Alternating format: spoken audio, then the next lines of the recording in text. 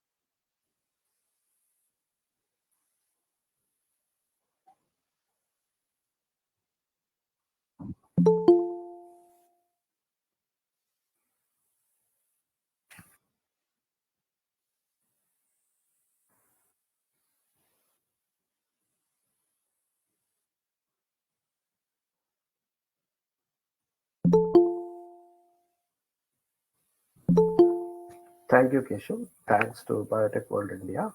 Good morning, everybody. Keshav, I think my audio is clear. Just confirming with you. Wonderful. Great. Let me share my slide.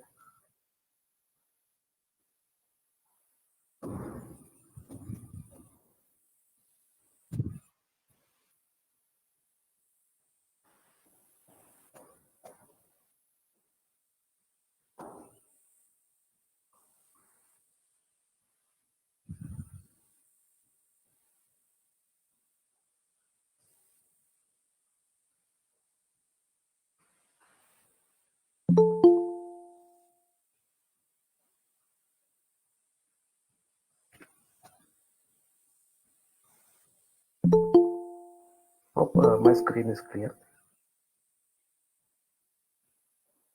Oh, thank you.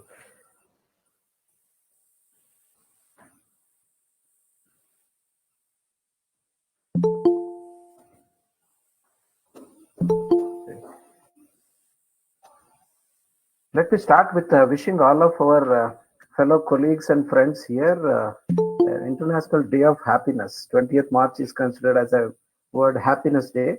Not that only we should be happy for one day, but there has to be always some reminder from agencies like United Nations and so on, so that we re-emphasize the need to be happier, so that we all coexist in a better world. So today I'm very glad that I am talking to biotechnology, life sciences, and students, research scholars, and so on a topic which has been one of my favorite because I tried to understand myself for the last 22 to 23 years of my professional career in this particular field.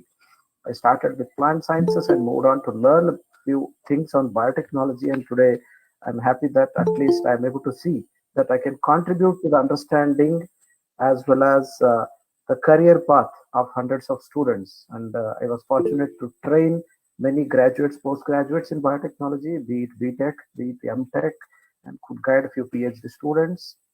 And as my association with Biocon Academy almost completes 5 years now, I was also fortunate to train hundreds of biotechnology graduates and postgraduates in industry specific skills as a part of Biocon Academy programs. So today, maybe next 45 minutes or so, I will spend some time on sharing my information as well as insights. And none of these things are like based on research information, but some I could pick from the freely available sources. So I duly acknowledge all the sources, and I hope that some of you get benefited out of these discussions that we're going to have. I request all the participants to pose any questions in the chat box so that our colleagues from Biotech World India are able to put forward the same. And if it is not possible to answer all your queries, we would definitely come back to you either on the Facebook page where the questions are posted after the webinar.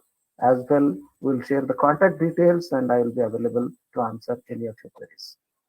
Moving on, today, almost for the last 12 to 14 months, now I don't think anyone in India or across the world would say that they have not heard about biotechnology. They have not heard about healthcare. They have not heard about the diseases as well as the advantages that we gained in these 12 to 14 months because of one simple virus. Not a simple virus, although, right? So we all know now that therefore it's time to revisit our thought processes as well as orient our understanding and plan for increasing the possibilities of getting success in this particular field. So let us start with understanding what are the challenges that we have post COVID or post pandemic. Instead of calling challenges, I thought I will also use a word as opportunity because when we do weakness, strength, opportunity, threat analysis, it is always good to use the word opportunities because whatever situation we are, if we keep thinking them as threats, it is very difficult to come back. Many students for the last 1 year, I have been hearing from them that their academic year got extended, delayed, so their courses were cancelled or they were not of higher quality and so on. That was the first thing that we could see. The flip side of it, many of them are able to do several online courses. They learned a lot from digital media. They did several short-term, long-term projects which they could do online. Some of them learned other skill sets, of course, other than the biotechnology.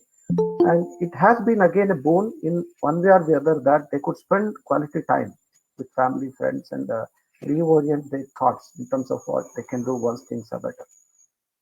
And a lot of students also suffered who had plans to go abroad to do PhD, higher education, masters, and so on.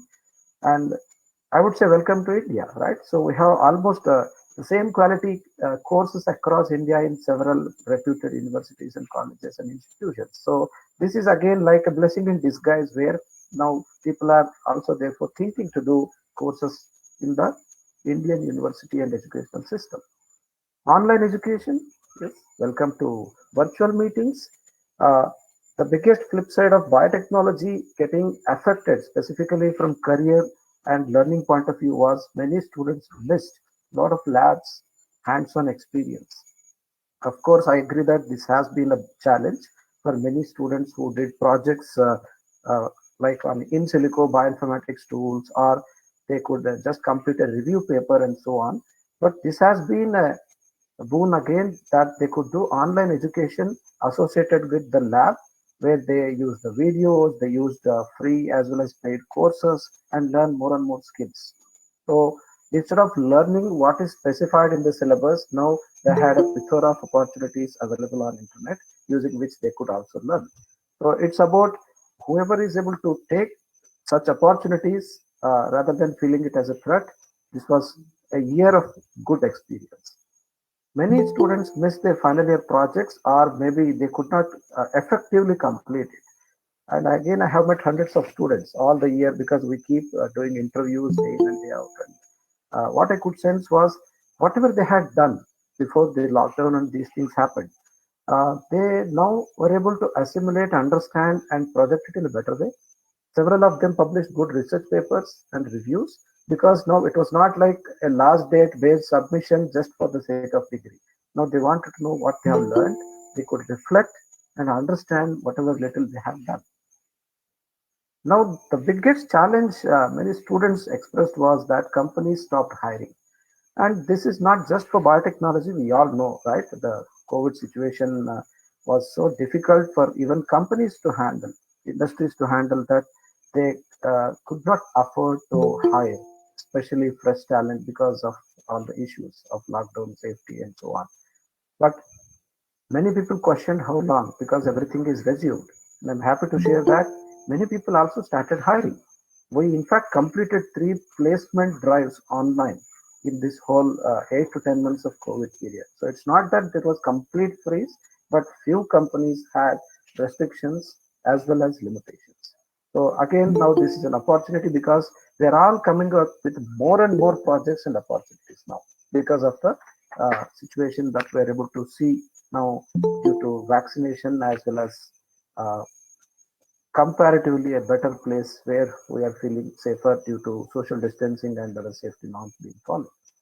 Economic slowdown, yes, there were several concerns for projects associated with biotechnology, both in academia, research, and industry. And many thought that, okay, more funds would be focused on COVID related projects. But it's not absolutely right. First few months, of course, PP kits and COVID testing related work, vaccines actually got the major lion's share in terms of funding that they used to receive from public and private and different sources. But a lot of other research projects which earlier had a slight setback are now on back on track because now they are able to see a lot of human resource, a lot of new challenges as well as opportunities. So basically, I see that there is a silver lining that because of the new problems, we are able to think of new projects and come out with new opportunities. And whenever there are new opportunities, my friends, please remember there will be more jobs. So if someone says biotechnology, uh, this is the peak or this is the boom, absolutely not. We have just begun. I would say our log phase, exponential phase is yet to come. We have just completed the lag phase, and people are able to understand the importance of healthcare. People are able to appreciate the efforts life science students and professionals are putting. So this is where I see post pandemic as not only a challenge but as a opportunity. Now, why we want to continue to work in life sciences? Basically, when I again talk to students, many of them have an opinion that okay, some peers, seniors, parents, etc., guided them, helped them, but there were many who got self motivated. I see this period again post pandemic as one such reflection point where people understand why I should study life sciences. I could not list out everything, but I thought, okay, what are the important such 7 or 8 areas where we can reflect upon as well as guide even the upcoming generation who want to take life sciences, not only for study but as a career option, because many of them end up not doing biotechnology and life sciences as a career options again due to several reasons. Again, last week I had an opportunity to write an article related to these opportunities in the Deccan Herald newspaper. So, what I was able to see when I went through several reading was that there is a lot of misconception, plus there is a comparison that we make with other sectors and invariably suffer because there is no clarity. And the first best thing that all of you should do is to understand why you want to work. For that, you should know what are the problems and what are the opportunities. So, the best feeling that a person in life sciences can have is that I am able to contribute in saving life. We at Biocon always believe that saving life is the prime motive. And producing high quality drugs, which Biocon and sister companies like Syngene, etc., does, right, is basically benefiting the mankind. So this is not just like a business that they are doing, but they are directly contributing to the well-being of the society. So if some of us have that zeal and enthusiasm, that biotechnology is one of the best field to choose. Of course, other than the direct profession where the doctors, physicians are involved with the patients, the next best thing I can see is contributing in discovery, development, and manufacturing of drugs, vaccines, and so on. Right. So we can prevent several diseases, not just COVID, but save lives thereby. Right. There is a boom as well as growth and collaborations happening in India on another such important area associated with biotechnology, but not maybe directly part of many of our curriculum, that is medical devices. Today is a day where we have interdisciplinary or transdisciplinary courses where people want to connect with the actual problem. So what you see there is whether it's a diagnostic kit or a biomedical instrument or a handheld kit or a system that a person can use remotely. It is all about a conglomeration of IT, electronics, and healthcare. So this is where medical devices and several diagnostic tools have opened up opportunities. But please remember, you have to have a good mathematics and foundation of applying several IT and other computational tools to realize most of these particular diagnostics and devices. So either to detect a disease, save time in terms of testing something, or even cost, right? India has been on the forefront where several startup companies have started working, have been successful in developing devices and diagnostic tools. So time for those people who are interested more in silico work or soft lab based work, but not the wet lab work, also have opportunities if you are good in any of those skills, either like a programmer or maybe you are able to develop an algorithm, or you are able to use an existing tool to develop something and then connect it with some diagnostic or electronic associated system, developing a sensor or developing a system where you are able to monitor or of late AI ML techniques to enable prediction as well as do different types of analytics today have opened up job opportunities in many software and other IT enabled service companies where biotechnology and life science students are also shining. And clinical research and development, clinical trials, developing data of all the things that are happening and analyze again involves several statistical and software tools. So you have a lot of scope for bioinformatics and any IT techniques that you have learned or uh, got an exposure as a part of your project. We also have to think that gone are the days where we used to only depend on the staple food that we are eating every day. People want better lifestyle, healthier food, nutritional supplements, and so on. So, food and beverage industry has been again contributing a lot in biotechnology sector development. Why I'm using these things under biotechnology is I personally believe that biotechnology is a conglomerate group, a collection of everything associated with human welfare and development. So be it developing uh, nutraceuticals or functional foods or protein supplements or maybe even our Ayush Indian systems of medicine based products, it's all biotechnology if you have any human intervention and you are converting science into some technological breakthroughs with engineering principles. We can definitely think of solving energy crisis, and you are able to see that people want to seriously think about how to make sustainable living, especially given the fossil fuel scenario where now we have crossed 100 rupee per liter for the fuel prices. So electric technology has already come in, but wind power energy, yesterday I was reading an article where now Germany want to go 100% sustainable energy and completely get rid of the fossil fuels.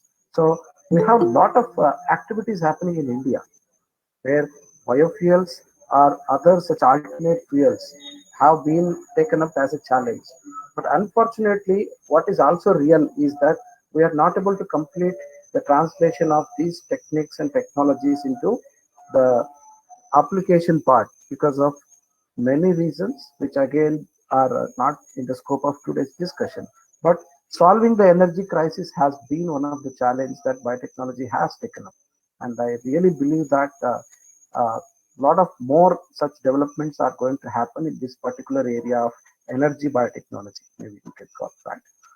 Food crisis, of course, post Green Revolution, we all thought that we are very happy because our agriculture and other food systems that we have established are sufficient. But we also are able to see that people have started using the word go green. People have started to use the word organic foods and so on. So there is a huge debate and competition going on in the society where people are talking about agriculture now as a alternate profession, or many people even with the non-science and engineering background are coming back to thinking about this food crisis. Again, the other day I was reading a newspaper article where several software professionals have started a company where they are making this improved yield quality food products, vegetables, and so on as a business establishment, and they have started a startup company just around Bangalore.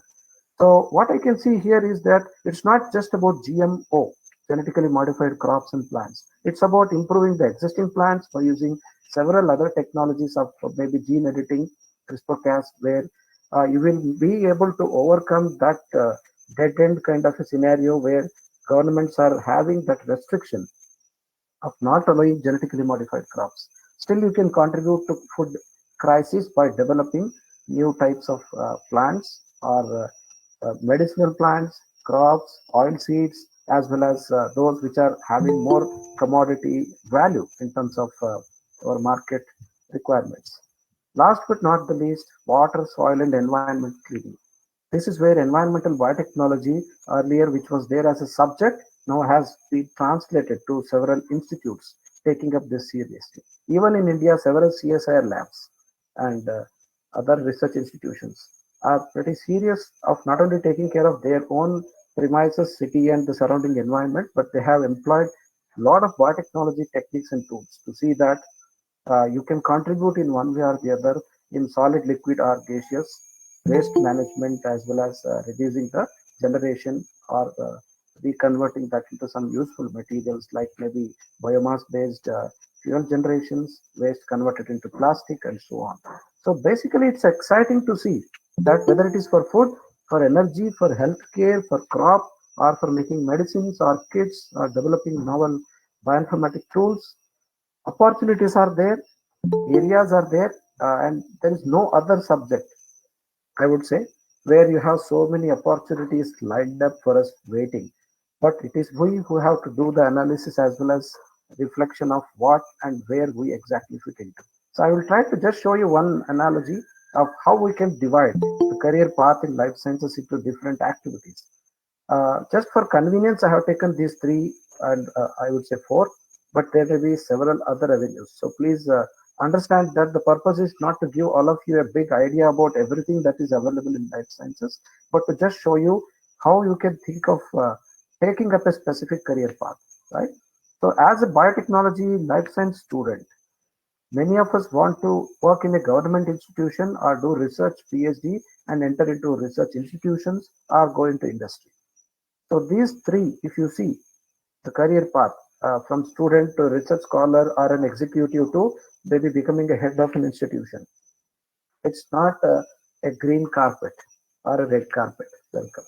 You have to understand that there is a difference between uh, educated versus qualified versus skilled. So to get converted yourself into a skilled professional, you cannot stop learning.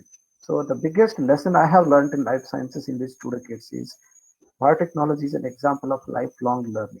You have to keep reinventing the wheel, but you have to see that how you can make difference as well as start contributing. Otherwise, you will become obsolete. So it is very easy to get bogged down by the names of the degrees as well as the diplomas and certifications that we get.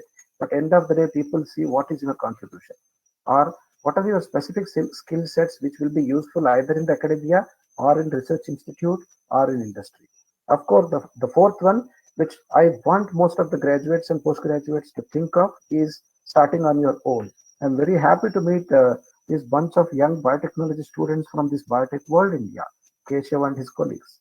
They have taken the pains of doing this activity of propagating biotechnology, giving awareness, as well as doing all such webinars and other such platforms uh, out of their own interest and curiosity, not with the sole mind of just doing it as a business, because they have understood that being a biotechnology student, it is important that we keep upgrading our awareness, information, as well as plan something where actually you are going to end up getting into a success story.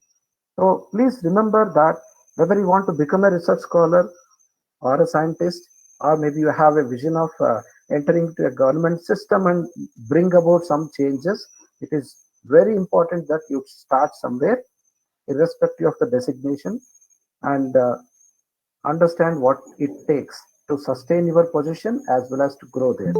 I have seen several candidates again in my last 20 years of experience that they started very well, but they could not sustain. Then they had to divert. That is where many issues are associated with the life science skills, which we all have to reflect upon. I will come to those skill sets maybe in the coming slides to make this slide a little more clear. But before I do that, just to open up the sector as well as what we have as a biotech companies in India, right? This is a modified slide which I took from a couple of websites so that we understand how biotech sector is distributed in India in terms of companies, in terms of specific activity, which we call as sector. So if you see the first graph, uh, almost 50% of the activity associated with biotechnology is in contract research, diagnostic analytical tools, and service and supply industry. We have hardly uh, 5 to 7% of contribution from rest of the areas like environmental, food, genomics, industrial, veterinary, therapeutic, and agricultural, so on. Of course, agriculture has crossed double digits of having around 11%. So what this also tells us is that there is a huge scope, that it's not just making drugs and pharmaceuticals that we should talk about as a success story of biotechnology, but all these other areas. If you see the sector-wise distribution, lot of companies are involved in developing R&D services, which we call as a contract research. So they do biotechnology as an overseas project. This is where even there is a brain drain as well as a lot of money that is generated goes to the other countries. So I am showing this slide just to make you all aware that it is not important just to get a job and work for a company. It is very important to contribute for the GDP of the country, where what you make is also useful. The revenue that you generated is for the country. And that is possible if we come out of only doing it as a contract research. We have to come out with original molecules, original research and innovation, where our biotechnology becomes not just like a service sector, but also contributing for our own growth and development, be it medicines, food, or whatnot. Right? So you have huge scope even in non-profit public funded institutions, and you have a lot of opportunity in supply and engineering, like you have companies which make several instruments, kits, and smaller other technical based setups, which we call as supplies for biotech industries. And I see that they always have difficulty to get biotechnology students to join those companies, because we again have a mindset that anything associated with sales, marketing, and business development is inferior. Please remember, most of the biotech instruments need strong technical knowledge. Just an MBA or BBA degree holder is not able to understand the depth as well as the applications of that. So some companies, when they come even to us for placements, they ask, do we have people who are interested in business development, where the technique and instrument what they're talking is a huge biotechnology invention, when they want biotechnology based candidates who are able to actually take it forward to either research or industry applications. So therapeutic and diagnostic is one area which now is catching up because of again COVID. Otherwise, it was not much contributing in India because we used to import several of our technologies. Healthcare or healthcare associated technologies, which have again a double digit distribution in India, is an opportunity where we have our immunology associated kits, molecular biology associated kits, and several other biomedical instrumentation associated with biotechnology is contributing a lot. And of course, the biggest change what we have seen in the last few years has been the adoption of new IT technologies for healthcare in terms of, I think, disease predictions, diagnosis, as well as taking inputs from uh, uh, shortlisting or identifying what is the best possible cure. So across the world now, it is going to be almost like a alternate system where we are able to help to improve the quality of life. So if there are a list that you want to make in terms of what are the main areas that as a biotech student you can consider, I thought again to make out a list, and this is not again a comprehensive list, but I also wanted to compare with what are the areas and what are the opportunities associated with that, either in the public or private sector or a combination area like in academia, right? So this is not just a list of the subjects, but these are the areas where technologies have been developed, success stories have been created, jobs are available. And I want each one of you first, therefore, to understand that we should know where all to knock the door. Suppose I am interested in clinical research. Which are the organizations? Where should I go and what are the skill sets that I can learn, not just as a part of curriculum, but as a part of my additional interest? And then where should I apply? When I ask students, do you know who is approving the drug in India? Who is the authority? They say FDA. We got so much used to the US system that we even don't realize that we have our own drug regulatory authority in India. This was just an example. Many people do not have an idea about several policies and projects and internship opportunities offered by agencies like DBT, ICR, ICMR, as well as some non-profit organizations like Biocon Academy, where what they do is they spend that 6 months to 1 year only planning for GATE and CSR net, which is very important, but they do not identify what are the alternate areas to consider. Even I had examples where I could advise few students to take a patent agent exam when they said that, sir, I'm interested in this IPR. And I'm very happy that they could get into several KPOs, knowledge process outsourcing companies, where you need life science graduates with IPR knowledge. That is again another example. So please remember there are trade commissions, agencies, labs, central and state labs, like forensic labs, where you have several biotechnology and allied fields in demand. The only thing is everyone won't fit into the same job or department, because we also should remember everyone may not have an opportunity to get into the government system or maybe in a university or in a research lab. It has to be based on your skill, where you fit into, so that you are able to compete within that particular quadrant rather than trying to say, I am ready to work anywhere. I am fine with any biotechnology area. Please try to have a couple of areas where you are specifically considering based on your skills and your training that you got in your college. I was trying to again summarize this from a slide which I took from one website and see what type of jobs we have, and someone want to make a career and get a position. Someone want to not only get a job but to make money. Not that rest of them will work for free, but some of them want to grow up the ladder little faster. Maybe I want more money. I don't care about the designation or department. I have seen such students because they had some financial constraints.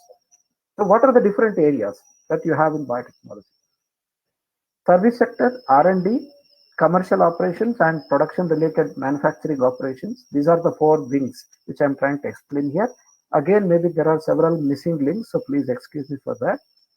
What I want to emphasize here is, in my last few years of experience, I have seen that companies pay well, not just based on your degree and skill sets. Your pay package also depends on the department and the service you are generating for the company. To give you an example, there are several companies where they pay very well uh, for specific positions associated with, for example, medical affairs. They want people who can interact with physicians, hospitals, diagnostic centers, pharmacists, and the industries. And these are the skills which again are not part of any one particular course. You have to imbibe the basic requirements and then learn on the go when you get such opportunities. When I asked students, do you have any idea about what you mean by medical affairs? They said, no, I think it's related to maybe the medical profession. Absolutely not just for medical profession. A lot of paramedical schools are also doing this, but regulatory affairs and medical affairs is one example. Many people think that no, I want to become a scientist. Good. Maybe you enter into a company where they are doing drug discovery and development, or maybe you're manufacturing any other such commodity, maybe an enzyme or food supplement.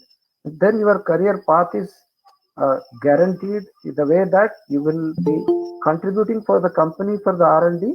But please remember, the company may not continue to pay you the way they may end up paying a business development guy, or maybe they pay what an IT bioinformatics guy, because the project life cycles are longer in R&D, the success rate is less, so they may maintain and keep and sustain your position, but your growth absolutely has to be dependent on what you can contribute along with your team members. So I always advise everyone shouldn't say R&D, R&D. Research and development is good, it is the pillar for biotechnology. But there are several other areas where people are not able to get expertise. Project management. I always fail to understand this is again the job of a management guy. Absolutely not. I have seen where chemists, pharmacy, and life science people are doing excellent project management work.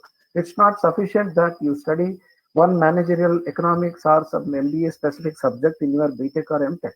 It is equally important to know what is the budget allocation, how a project proceeds, how an equipment purchase is done, how you have the different recurring, non-recurring costs associated with the biotechnology project, and how you can connect the dots of associating yourself with a manufacturing department, regulatory department, and R&D department. So these are the things which I call as specific skills where there is a huge demand, and of course, better pay package, right? But if you ask me the numbers, more than 50% of the jobs in biotech industry goes to the departments associated with quality.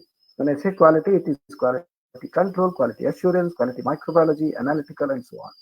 And students think that operating an instrument is not like a hi-fi job because I want to become a scientist. But remember, your interests as well as the available opportunities both has to match.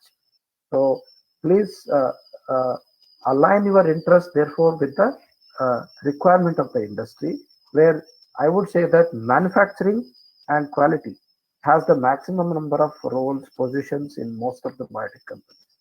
Of course, R&D people want students or graduates who have that particular potential, which you are able to prove by way of your projects, internships, publications, and so on.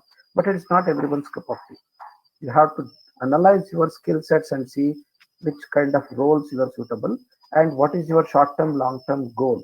Whether you want to first gain an entry, whether you want to start with a better package, whether you want to go into an accessory support functions like management consulting, product support, or technical support in terms of marketing and so on. Right? So what do you mean by an ideal job if you see all these different departments and different types, right? So it's very difficult. Even I can't give a definition of what is an ideal job, but I thought maybe something is better in terms of agree to disagree or mutually agreeable type of a meaning, right? So an ideal job is one where your skills and interests and the value that the market is generated or expected to generate from you match. If you are skilled but your interests are not matching with that skill in the type of job that you have applied, then you may be going for a short term job because always your interests are somewhere else. And if you are interested in a particular job, but maybe those skills are not supporting you, then you may not be selected or you may not sustain. If you are skilled, you are interested, but unfortunately, you are not getting an opportunity because the market do not have those many avenues for that particular area. So please do a map of these three important things in terms of what are the values, goals, and money that the market has in terms of number of companies, number of roles, or number of opportunities, and then map with your skills and interests. And that is where there is a possibility that you may fall in any one of these two matching domains, and ideal job is the one maybe which fortunate some people also get, where all the three will match. That is the remuneration, the company, as well as your skills and interests. So this is how maybe you should understand. And students again used to ask me, so what are the important few things that you can advise us which we have to focus? I am orienting more towards industry because that's where now I am associated more with. But kindly excuse me if I am not addressing the research and higher education needs of the participants today. What I see is the first and foremost, which is seen in this particular picture in the center, is the basics. When I say biotech basics, I also believe there is no subject called biotechnology. Biotechnology is a combination.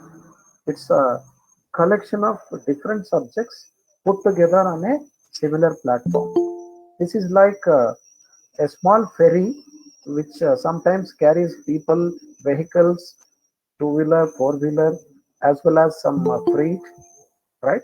So that ferry itself is called biotechnology, yes, but what actually it is made up of is several different diverse subject areas. So unfortunately, many students think that, okay, gene cloning, genetically modified crop, plants, organisms are doing something called as a transgenic is called biotechnology. Of course not. Even if you are good in calculations and able to uh, do validation and analysis and as well as configuring an instrument used in life sciences, which we call as like metrology, right? That is biotechnology.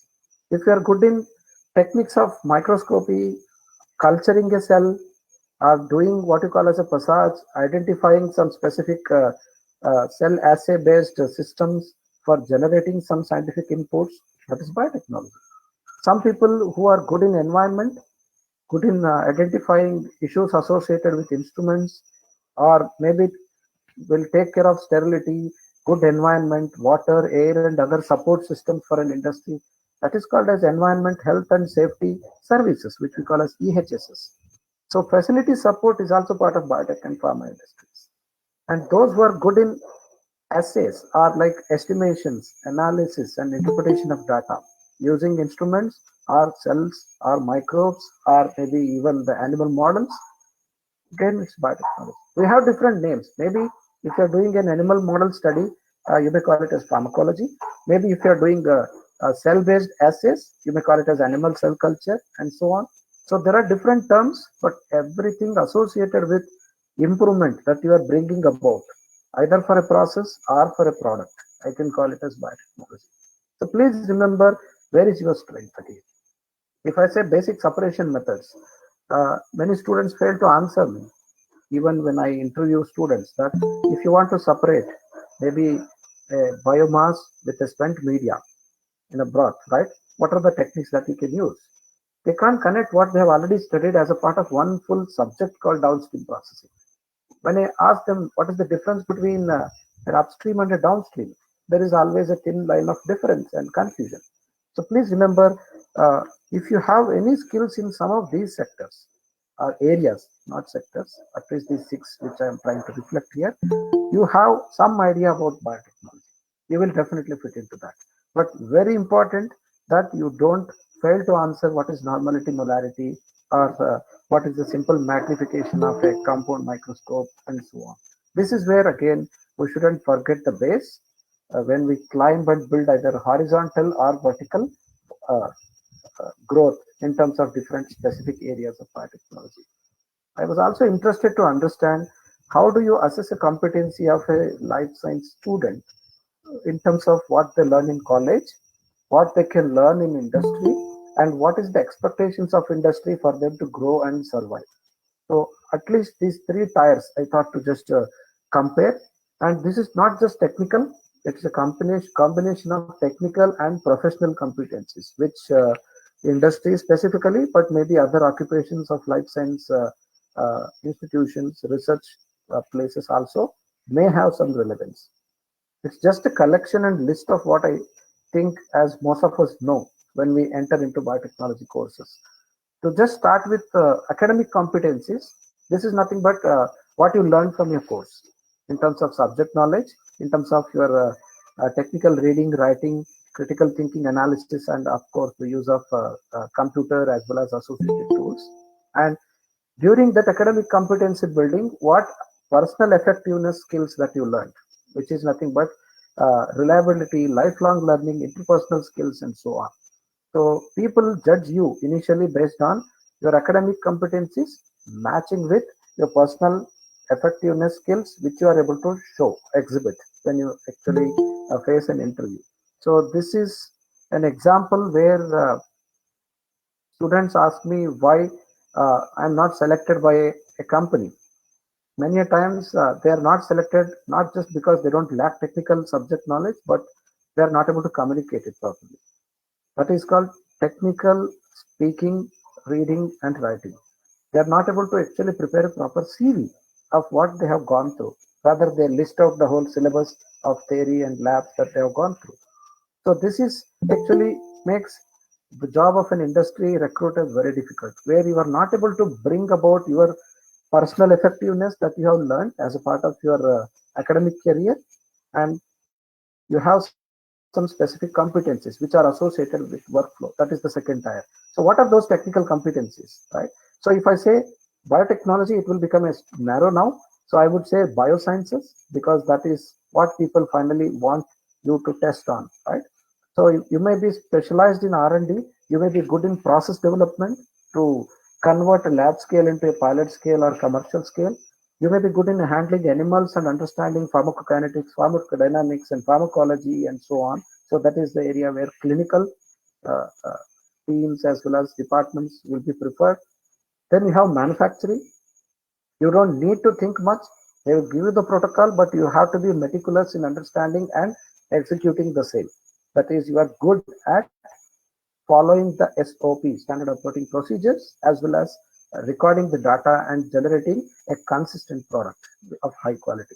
You may be good in QC QA, where you have eye for the details. So you want to prepare a document and see whether this protocol works, and you are good to train some people. You are good in identifying faults, then you are a best match for quality assurance. You are good in instruments in terms of calibration, qualification, validation, as well as interpreting data from an instrument, as well as with the associated software tools. Then you are a best fit for quality control. Good in bioinformatics, not just to use the freely available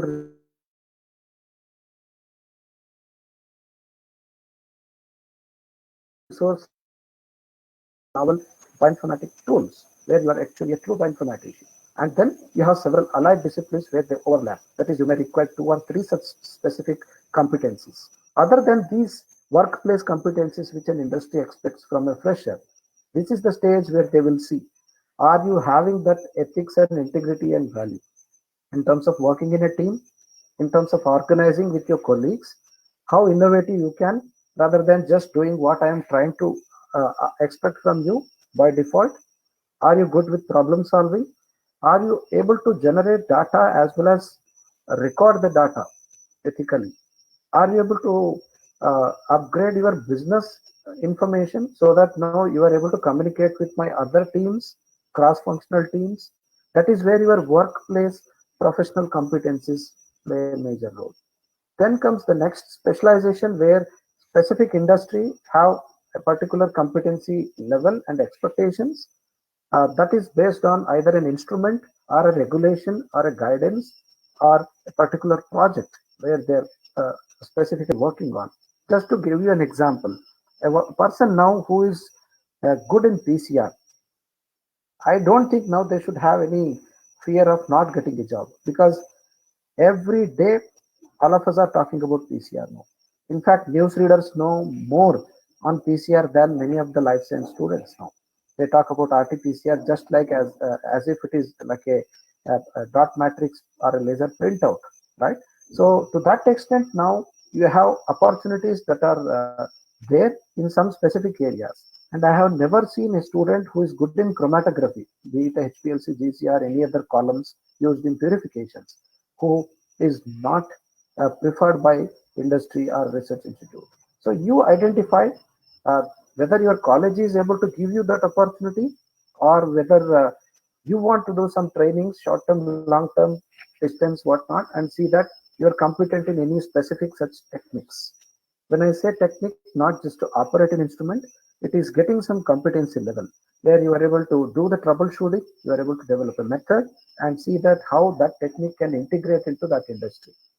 Like some of them, they may end up doing a project, say in microbiology, where they ask me now how will I fit into the biotech industry, which is into say cell culture based manufacturing. You have to see within microbiology if you have done some uh, studies which are based on techniques and instrumentation also used in this particular field, you can cross relate. So please remember that your competency mapping has to be done by all of you. Like not everyone is expected to know everything that is shown in this slide. That is too much, especially at an entry level. But if you have an idea about what is the expectation, what you can at least plan to do, maybe you all will focus in a better way to prepare yourself for the industrial as well as higher education based job opportunities. I wanted to give one example of how the industry jobs and roles and what are the expectations from an industry again, right? So this is a simple depiction of a QC or a quality department role. What they want a graduate to perform when they take someone for a QC role is they should be good in sample preparation, testing, troubleshooting, and analysis and implementation. Just 4 or 5 terms. This may be applicable to a small uh, set of instrument or a bigger set of instrument setup.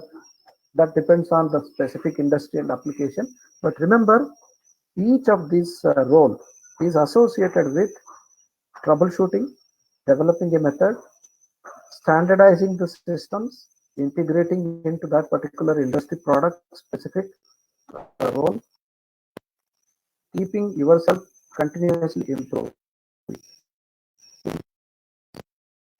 Introduce this term called as qualification. This is not our degree that I am talking about. This is instrument, facility, people, process getting qualified. That is, you have to have a standard which is reproducible, which is consistent, and how industry is able to achieve that is by a process called as qualification and validation. So this slide just tells you some of those terminologies called as DQ, IQ, OQ, PQ, which is nothing but design, installation, operation, and performance qualification. That is, when you buy a pH meter, what is the process it goes through in a college setup versus an industrial setup? Please understand how it is configured for specific usage in an industry, vis-a-vis how it is used routinely by most of us in the colleges, including our own experiences that has taught us, right? So, 5 or 6 areas which are listed in this last paragraph under validation tells you that everything that is done in industry has to be of a specific quality for a specific purpose so that you maintain the requirements expected by people as well as regulators and that industry itself. And to meet that, the quality roles are there.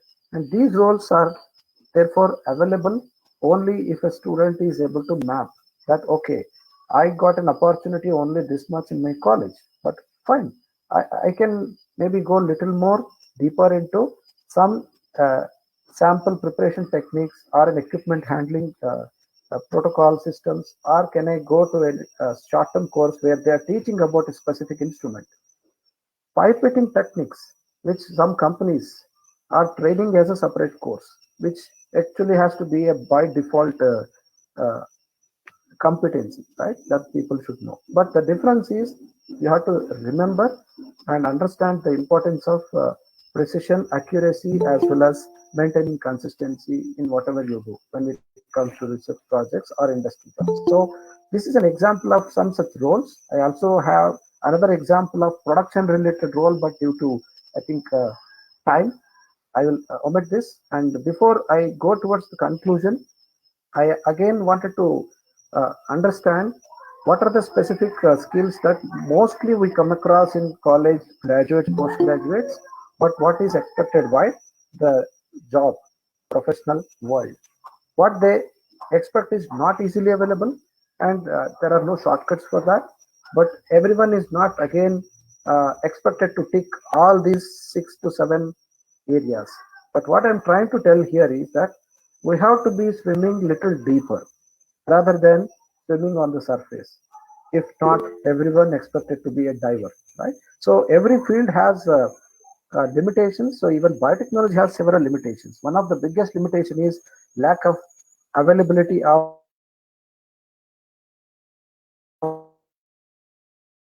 information. You cannot limit your endeavor to learn it in any possible way. Maybe like a summer project or an internship, or even after your graduation, post graduation, spending some time in a lab or a university system where forget the designation, remuneration, first learn. So if your intention is that, I can see there are many opportunities. So this is a self-explanatory slide where what people expect is students, graduates should go a little deeper in terms of techniques, instruments, projects, papers, and soft skills. So in each of this area, there may be a gray area where you may not fit into any of these two table or tabular representations. But please remember that when it comes to selecting a candidate, people want to see that you have that additional feather in the cap.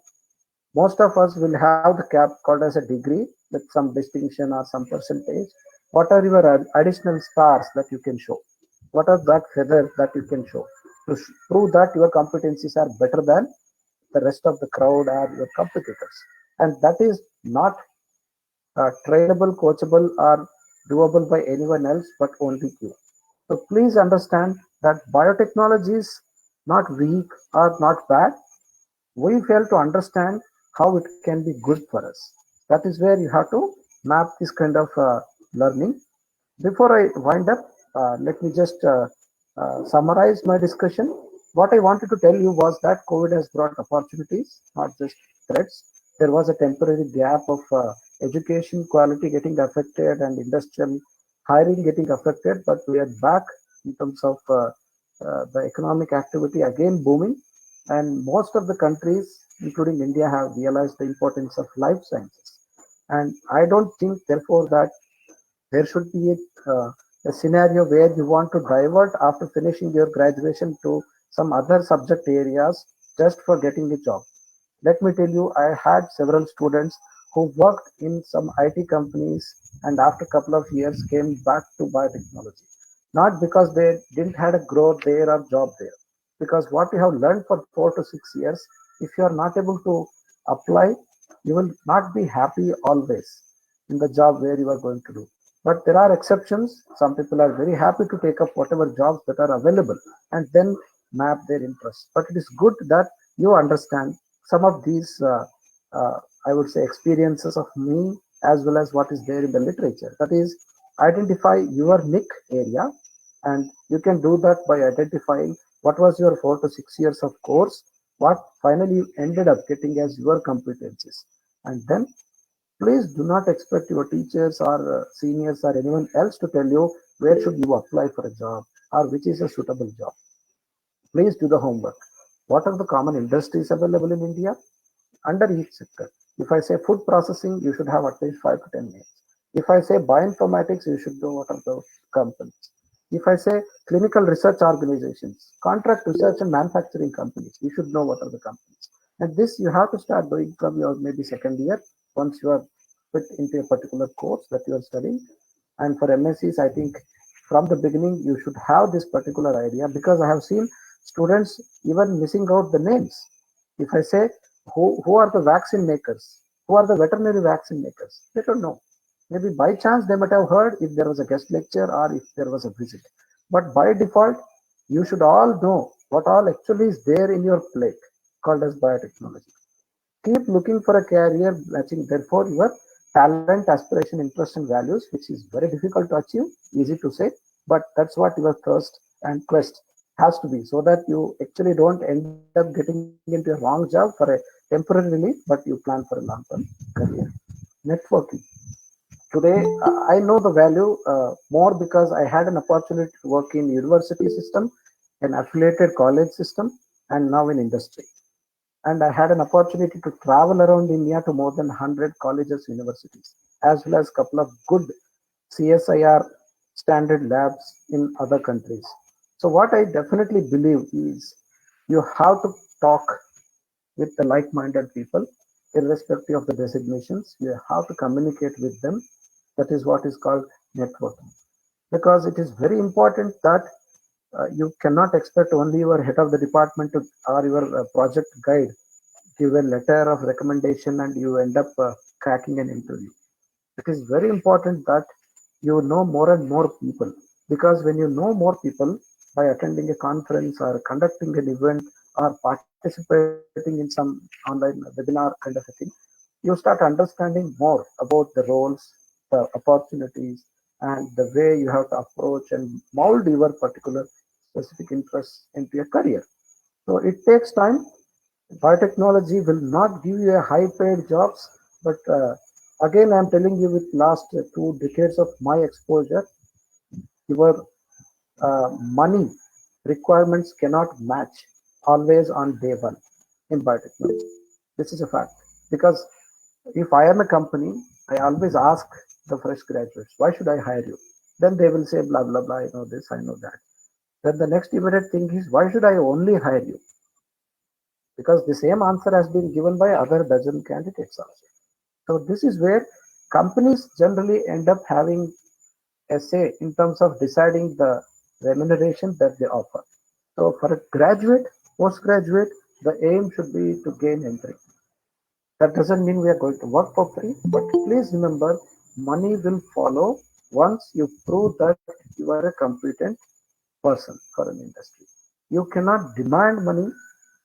Maybe there are exceptional few bright candidates who also get that both on day one, but majority of the students who face difficulty in getting a career opportunity also fail to take up a job, maybe in a startup company which say, okay, I will pay only 18,000 per month. But after 6 months, if you are good, then I will make it 3 lakh per annum. That is 25. But that 6 months to 1 year, you should have patience. You should have that understanding that they cannot trust you because you have not shown what is your potential.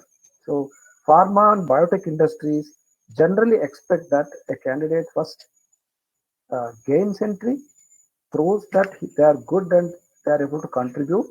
And once you get the 2 to 3 years of experience, then I would say vitamin M is nothing but the money, right? That follows. Be a lifelong learner. I already told you that if you want to grow, you have to be a lifelong learner. Otherwise, you will be replaced very quickly. And your long term goal always has to be thinking about how to collaborate. If not everyone starting a company, at least try to collaborate in all possible ways, because biotechnology today is successful in countries like India because of this one unique thing that has happened, that is collaboration at all levels. Again, I don't have time to go to the details. And last but not the least, before I close this discussion, if you're not loving what you are doing, if you're not passionate about what you're doing every day for that 8 to 10 hours, please don't do it. Like I have given maybe 100 webinars. Every time I love doing this. This is not just my profession, but this is also my passion. So what you love, you should continue to do. Then you will be giving your best as well as you will be nurturing your talent there towards a better success story. So please visit our website, bioconacademy.com, write to us, call us, and if you have any questions associated with your career, you can reach out to us. If you want to do some courses that we are offering at Academy, do write to us and contact us. We have short-term courses from 2 months to 4.5 months, which are basically associated with industry-specific skills. We are a finishing school. We are a CSR activity initiative, that is Corporate Social Responsibility Wing of Biocon, where we train and make the students, graduates competent for industry. We have a good network of 50 plus biotech pharma companies where we have trained and placed around 700 students so far. So we would say we are better equipped with training as well as giving a job opportunity, interview opportunity, specifically for the freshers or those who want to translate or switch from their 1.5 year, whatever job they have done, into a next area where they see more growth for them. So reach out to us and see that you don't deviate from your chosen field of interest, that is biotechnology, because it is exciting and we have just started. Thank you once again for all your patient listening and also giving me an opportunity to talk here. I should thank Keshav and their team at Biotech World India and my colleague from Biocon Academy, Falgun, who is our communication specialist, for making this happen. Right, and do write to us in terms of what you think that you got out of my interaction with you. I'm always ready to take your feedback and keep improving because I believe in lifelong learning. Thank you once again, all of you.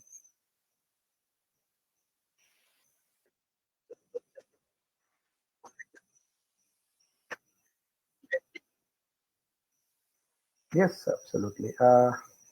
Keshav, you want to read any specific questions which you thought are okay?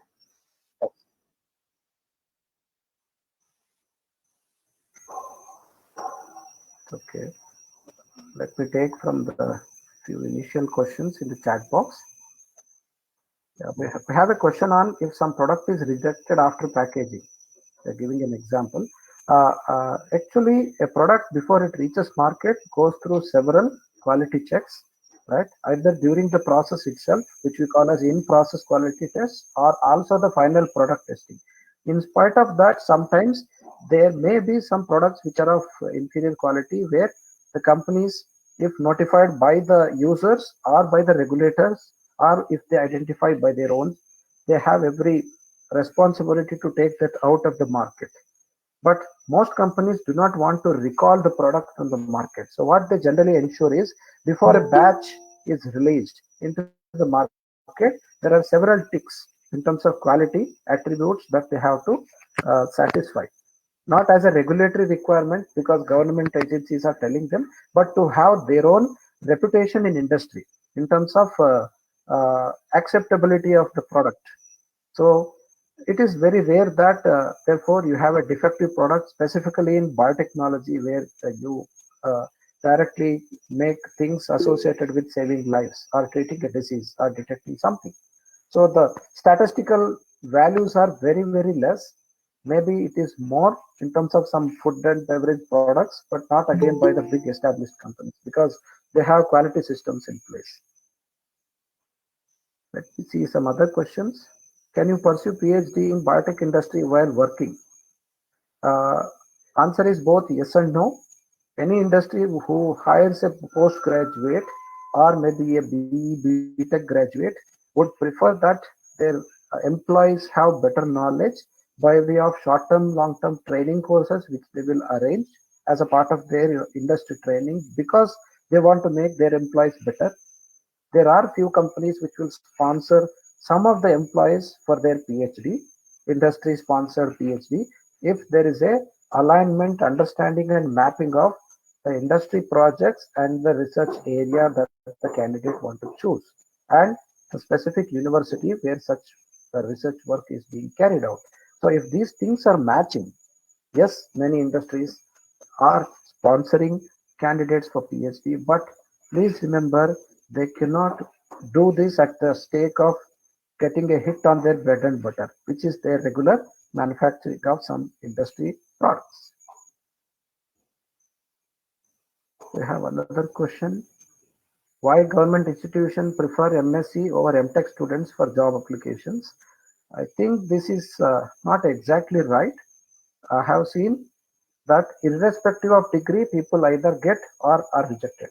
So the question is not about your degree. Again, question is about what was the role, whether you had the minimum requirements, which we call as essential requirements, and then optional additional requirements, which sometimes they also give there, and whether it is only translated on paper or it can be translated when you attend interviews as well as communicate with people. So specifically in government setup, because the roles are so less, the competition is huge.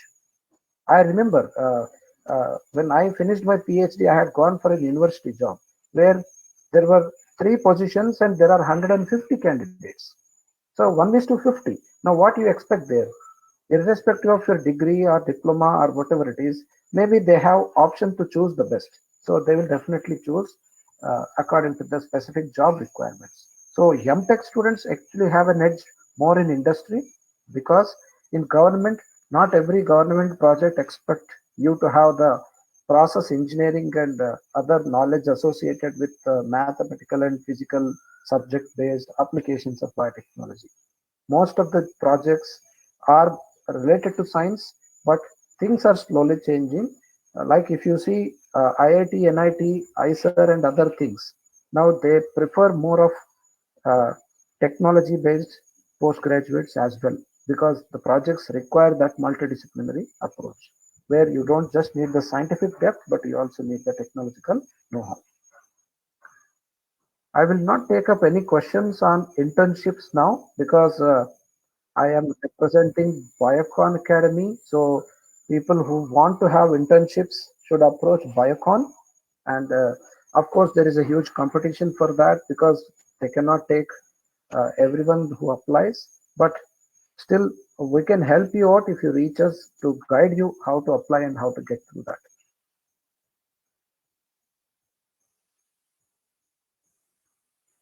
Job opportunities for biotechnology and microbiology are the same. Biotechnology is a bigger umbrella. Microbiology is one specific area of biotechnology. So a biotechnology student may not be good, competent in microbiology, whereas a microbiology student may not be good in specific areas of biotechnology other than microbiology. So opportunities, let me take the example of our own company, Biocon.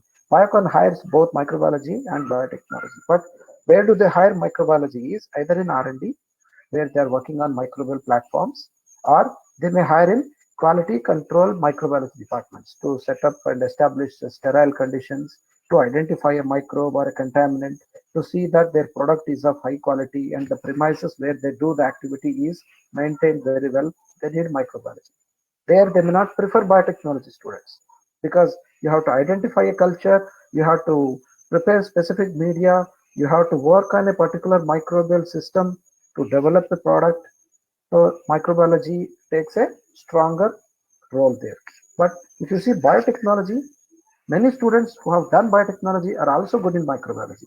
So maybe they will also fit into these R&D and micro jobs, but they have a broader scope of also going into the production, regulatory, and other quality departments, where maybe not all microbiology students would be preferred to that extent unless they show that they have a specific experience or a competency.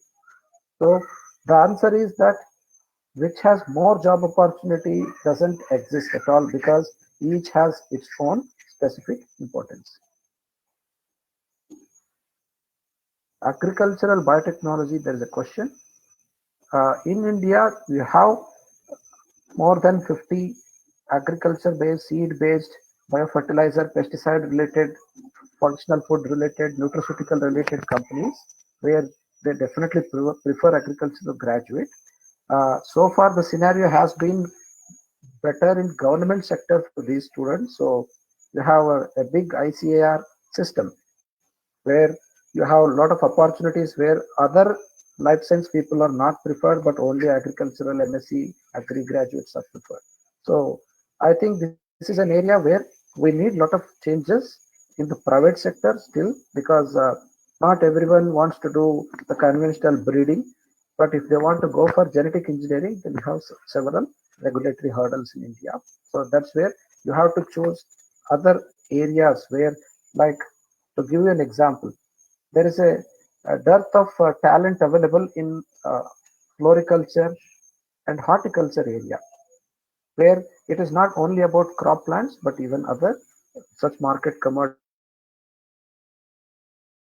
associated with plants. Then we have expertise in medicinal plants, which is also part of plants. But agriculture biotechnology itself is more, as of now, I would say, having growth in government and such other systems than the private sector because of some specific limitations that still we have with the GMO. There is a common point that opting masters or PhD inhibits opportunities in industries. PhD is not a mandatory. Maybe there are 5 to 10% jobs based on the PhD in all the industries. The major chunk of workforce is masters, and if engineering graduates are there, the BTech B people also. So your growth will not be hampered, but if you have a PhD, the quality of PhD will decide whether you will fit into enter into industry. If the PhD is based on the science, which are of like basic research but not more relevant to applied research, then you would have more opportunity in academia and research institutes, but not in industry. Companies prefer BTech, MTech over PhDs. Yes, definitely. So a PhD, I would say, is of not much relevance if they are not able to connect with a specific area. If you are, I'm talking about industry. Suppose you might have done a good PhD, say in immunology. You should know now some specific immunotechniques. Then an MSc also knows that. An MTech student also knows that. So how a PhD can contribute here is that you have to map the industry projects whenever you choose your PhD topic. Please ensure that it is somewhere aligning with your industry. Specifically, if you're doing a PhD in India, people always think that okay, maybe I will hire a postdoc from other developed countries. So in such case, your publication quality, your PhD topic, and the skills in terms of instruments and techniques that you could learn and become competent will matter a lot. But if you apply for the jobs which are specifically suitable for a master's student or a graduate, then a PhD they will consider as overqualified. So you have to apply for higher positions, but for that, remember as you go up the pyramid, the space available on the top of the pyramid is always less. So the number of positions are less, therefore the competition will also be very high. Let me see, there are a few more questions. Biofabrics. I don't have much experience on this particular area, so I'm not a competent person. COVID vaccines. Asymptomatic, no one has done a clinical data collection in terms of saying without vaccine, what is the efficiency? It's not efficacy. It's not called as efficacy. Efficacy is against something, right? It's not that you get exposed to COVID and you see whether you survive or not. It's about comparing a standard drug or a vaccinated candidate. You are giving a product that you cannot compare with something like a control experiment where what happens if someone doesn't take a vaccine, because our immune responses, age, race, ethnicity, a lot of factors are contributing when it comes to COVID vaccines, right? So not everyone will show the same efficacy, but what WHO has recommended is anything above 55 to 60% is good, because it is not always only based on efficacy that a vaccine is approved. Efficacy is one of the criteria. Biocon Academy courses. We have courses in biotechnology, which we call as biosciences, which is a 4.5 months course, where we have already done 17 batches and 18 batches currently running. 19th batch admissions are already on. You can go to our website and understand more about that, because I do not want to make this platform as something like a marketing, because that is not the purpose. So we have courses in microbiology, we have courses in quality control, we are going to launch few more courses in regulatory, and we also have courses for faculty, which of course due to COVID this 2020 we couldn't do it. So depending on your specific area of interest, you can choose the course. Biotech jobs in government. Government companies, I think is not a right term. Companies means it is generally private. Someone has asked here that after bachelor's do they get jobs? It is very difficult, but it is not impossible. Even if you get a job, your growth prospects may be limited, because the designation that you will be, you will have to stay for a long time without much growth in the career, because many of your superiors will have masters or PhD, maybe, right? Or maybe an MBA. So if you want to grow and maybe become manager or a team leader, people prefer masters. But it's not mandatory, especially if it is a engineering bachelor's degree.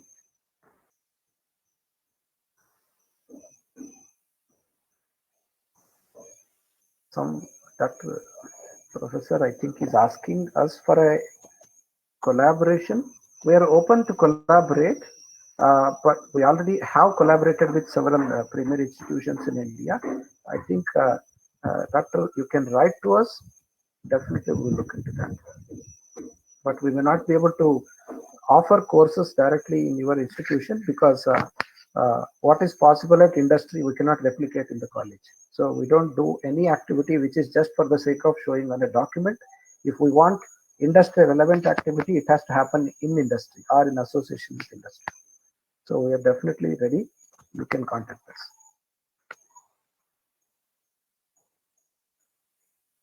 MTech Biotechnology, Industrial Biotechnology courses, there is a question. MTech Integrated Biotechnology itself is a wonderful course where you have already learned industrial biotechnology, but still if you want to take up courses, I prefer there are now a plethora of platforms like Coursera and many free as well as paid courses are there now online available on industrial biotechnology. And you can also check to Biocon Academy where we have a course on industrial microbiology as well as industrial biotechnology, which we call as biosciences. Edible vaccines, someone is asking. Edible vaccine was a success story, but couldn't translate completely into the reality of taking it to the people because of a lot of ethical and safety concerns. Like we had one success story in India, even where Baba Atomic Research Center and Shanta Biotech they did for this, I think, uh, banana, where they tried to express hepatitis B in banana. But the issue is how much to take, how to regulate. We don't have clearances and permissions to grow such plants where you have a vaccine candidate expressed, and you do not have, uh, as of now, regulations as well as approvals where you can bifurcate such crops and prevent the cross pollination or maybe horizontal gene transfer happening with other plant varieties. So edible vaccine has taken a backseat, but it was a wonderful technology where they tried to do that. Instead, what they want to do is molecular farming. Instead of vaccine, they want to produce some specific proteins, recombinant, and express that in plant systems and see that you use that as a biomass generating system. That is, you grow the plant, you express the protein, then extract it from the plant. But you have to see that that containment is there. You have to also ensure that you don't release that into the environment, because then again you have several other ethical and safety issues. Biocon Academy courses are all full time. So someone was asking whether it is part time. No, we don't have any course for final year students. But if you are waiting for the results, yes, you may be eligible. But all our courses are full time because it is industrial training at Biocon Academy premises in our campus. BSc, BTech, do they have same opportunity? Not necessarily. BSc generally find it difficult to get job compared to a BTech because BTech graduates are preferred due to their background with engineering and other subjects like bioprocess, biochemical engineering, and so on. But BSc students, there are several laboratories, institutes where they do not want too much of expertise, but they want them to operate an instrument or a technique. But I again can tell you, the growth prospects are not going to be the same. I think Keshav, if there are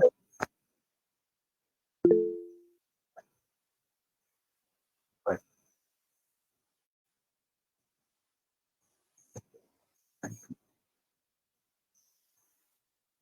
conclude the session, right?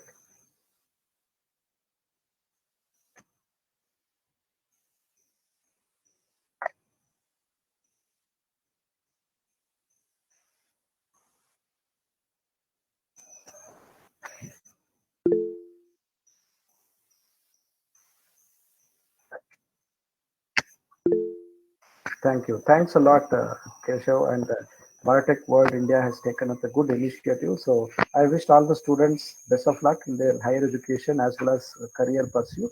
But please remember my one piece of advice: not to leave the field just because you didn't get an immediate opportunity.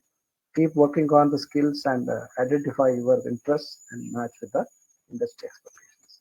All the best and thank you all once again. Have a happy weekend.